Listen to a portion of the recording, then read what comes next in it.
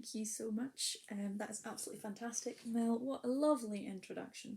And what an absolutely fantastic evening we have. I'm so pleased that we can all be together here tonight, even in our weird little rooms and our little boxes so far apart. It is an absolute delight that the show is going on.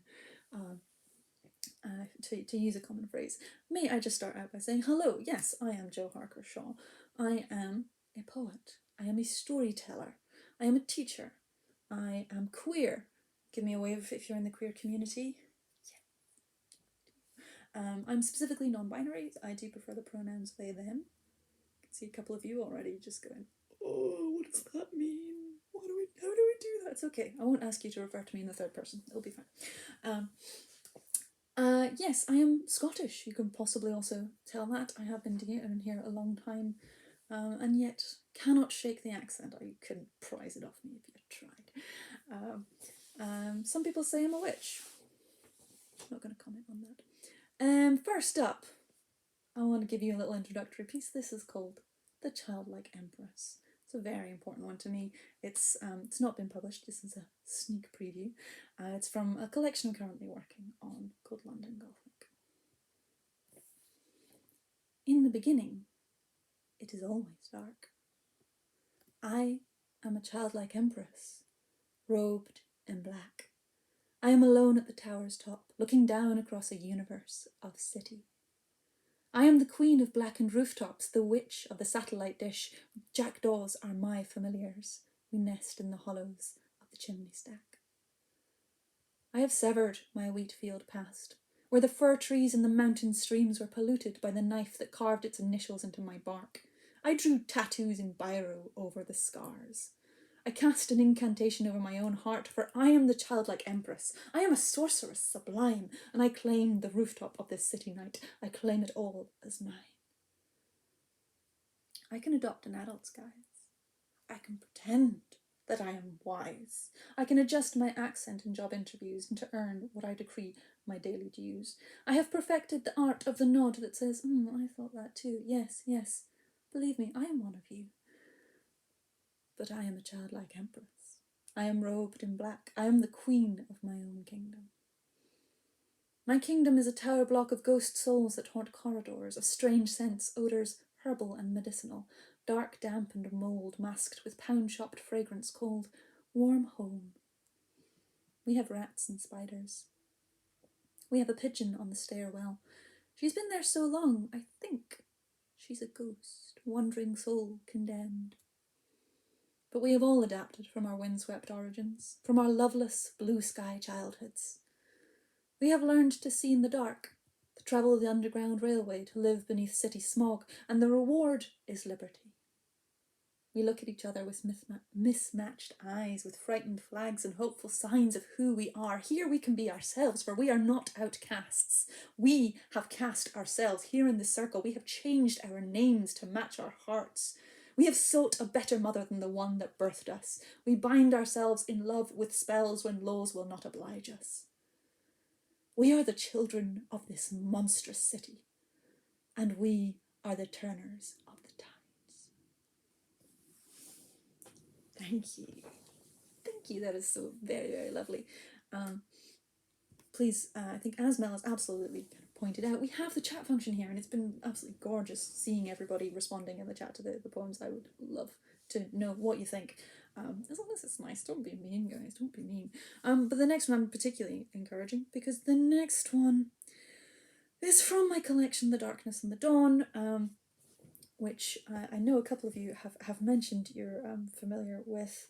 The Darkness and the Dawn is a little booklet that I wrote about mental health, and it is one of the hardest things I have ever written. It was the hardest thing to write, but it is, without exception, the most rewarding thing to read. And I'm prefacing this poem with a request, I think, for anyone with whom it resonates to speak in whatever way. I think a little bit backstory here. About a couple of years ago now, quite a few years ago now, I had your full classic mental breakdown. Proper no longer functioning as a human being, full on crash. And it was absolutely awful. It was the worst time of my entire life. And it was incredibly difficult. And it was incredibly difficult because I didn't know what was happening. You know, these days I've been through it, I've come out the other side, and I would love to say, depression free since '93. No, sadly not. It sticks around and it comes and it goes. But these days, when if I kind of feel that coming, I recognise it and I know what it is, and I go, oh yeah, this old friend, he's back, yay! But that first time around, I didn't know what the hell was going on, and it was so tricky, and I didn't know who to talk to or how to talk. I really wouldn't have been able to begin to talk about it. And afterwards, I'd written lots. I wrote a lot at the time, and I wrote a lot afterwards, just kind of pouring everything out.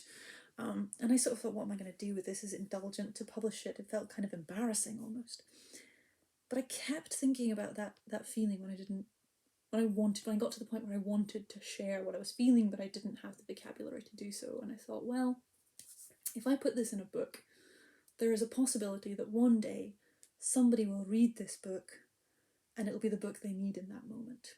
And somebody will be able to give it to a friend and say, this, by the way, this is what I'm feeling. And that was the reason why I put it together.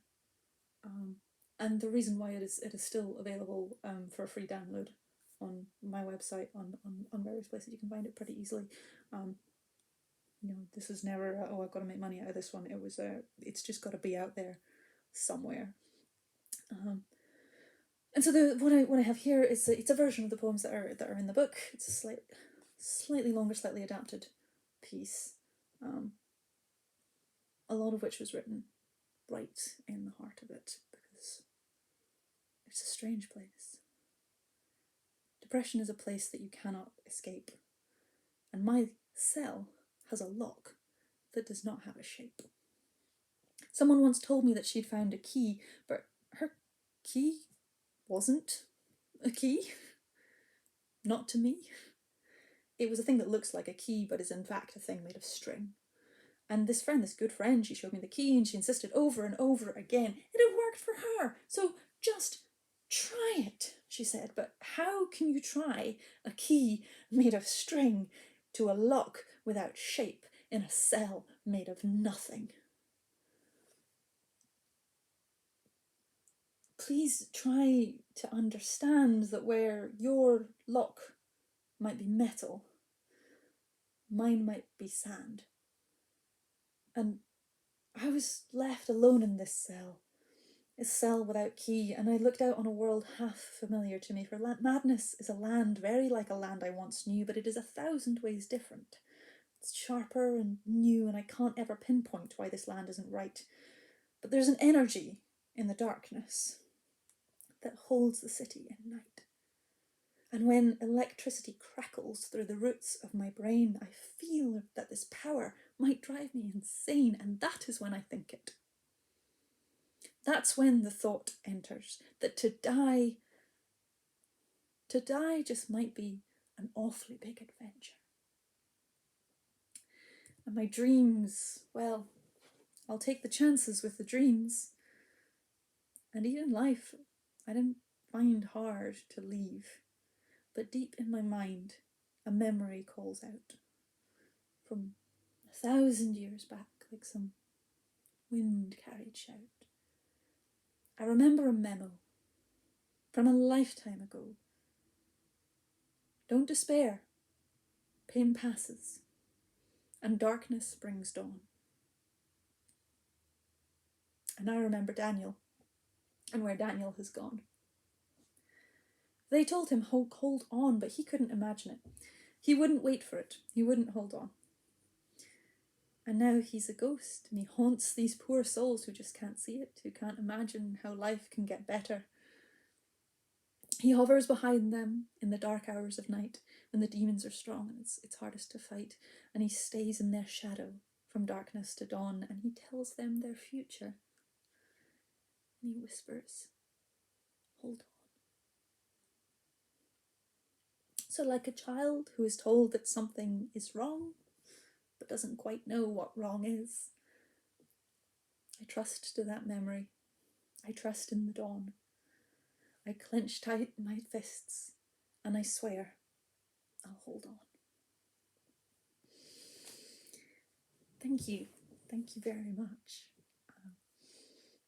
And, one's got to say, The Darkness and the Dawn, it's the title. It's about, the darkest nights, the dawns that follow, and the thing that kind of that lovely, that lovely, dark nights are always followed by bright dawns, doesn't quite cover is the fact that darkness always comes back again. But it's so much easier to get through that if we can do it together. So that's the darkness out the way. It's out there.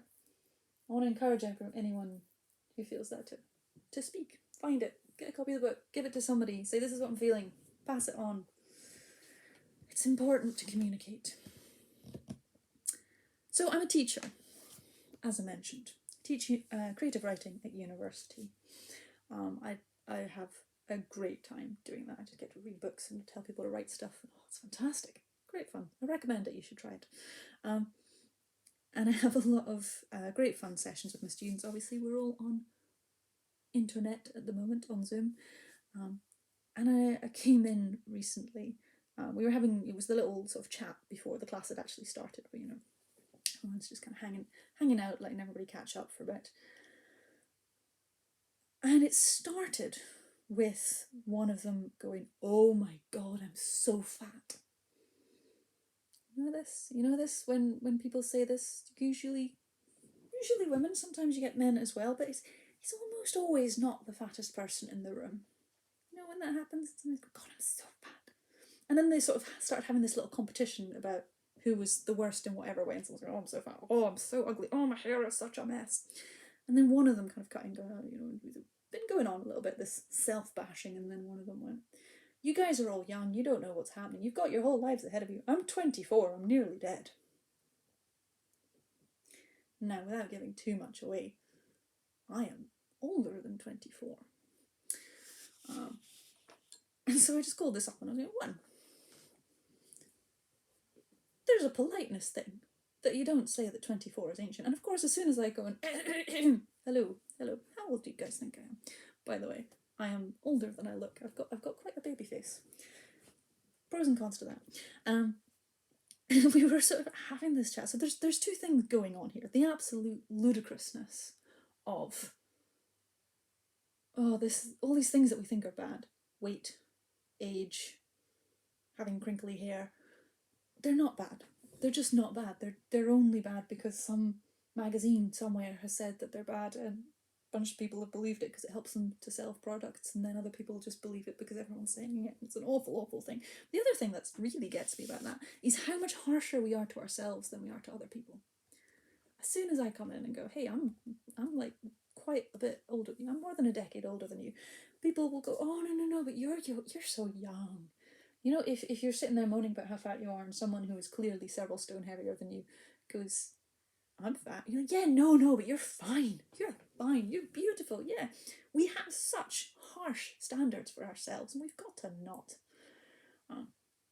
I think on the age front, my life has gotten progressively better. It really has. Teens, could not pay me enough to go back to being a teenager. 20s, yeah, okay. 30s, yeah, I just give less of a crap about the nonsense. And I love life. I absolutely love life. This piece is about loving life. And it's about embracing all the shittiness that comes with it. Yes, we're getting closer to death. Every freaking minute that passes, we're getting closer to death, by the way. Okay, great. Do it. On we go. Let's have some fun while we're here.